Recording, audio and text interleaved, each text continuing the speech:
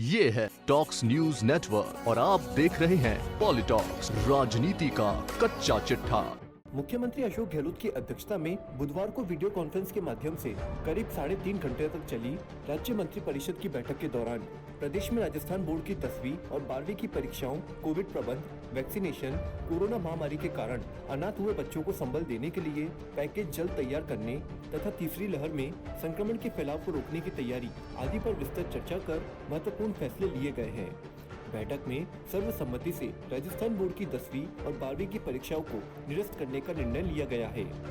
आपके पसंदीदा web portal PoliTalks news ने कल सुबह ही सबसे पहले यह कंफर्म कहा था कि ये परीक्षाएं रद्द ही होगी।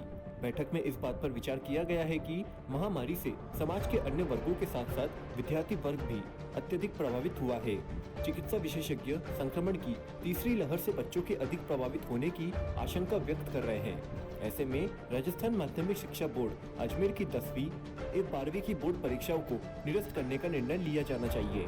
इस पर सभी मंत्रियों ने एक राय से परीक्षा को रद्द करते हुए विद्यार्थियों को प्रमोट करने के निर्णय पर अपनी सहमति दी है, जिसके बाद मुख्यमंत्री अशोक गहलोत ने भी इस फैसले पर अपनी मुहर लगा दी है। आपको बता दें, विद्यार्थियों के स्वास्थ्य को ध्यान में रखते हुए सीबीएसई एक दिन पहले ही 12वीं बोर्ड की परीक्षाओं को रद्द करते हुए विद्यार्थियों को प्रमोट करने का फैसला लिया था। वहीं सीबीएसई की 10वीं बोर्ड की परीक्षाओं को पहले ही रद्द करने का फैसला लिया जा चुका है। वहीं अब राजस्थान बोर्ड की परीक्षाओं को निरस्त करने के बाद विद्यार्थियों को किस मार्किंग के आधार पर प्रमोट किया जाएगा, इसको लेकर शिक्षा विभाग की ओर से बीकानेर निदेशालय को निर्देशित भी दे दिए हैं।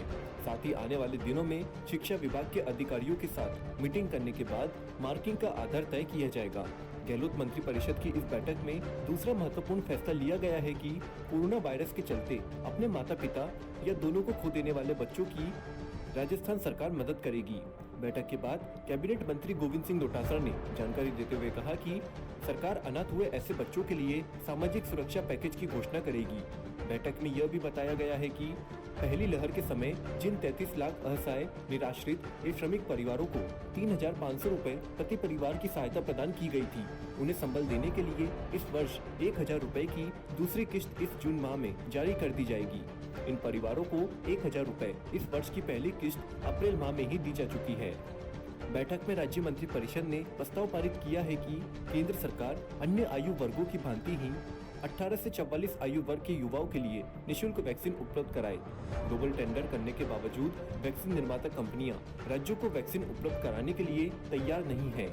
ऐसे में केंद्र सरकार का दायित्व है कि जिस तरह 45 वर्ष के ऊपर के लोगों के लिए निशुल्क वैक्सीन उपलब्ध कराई गई है, उसी प्रकार राजस्थान सहित देश के सभी राज्यों को युवा वर्ग के लिए भी पर्याप्त मात्रा में और निशुल्क वैक्सीन उपलब्ध कराए। इसी अनुरूप भविष्य में आने वाली बच्चों की वैक्सीन भी राज्य सरकार को निशुल्क उपलब्ध कराई जानी चाहिए।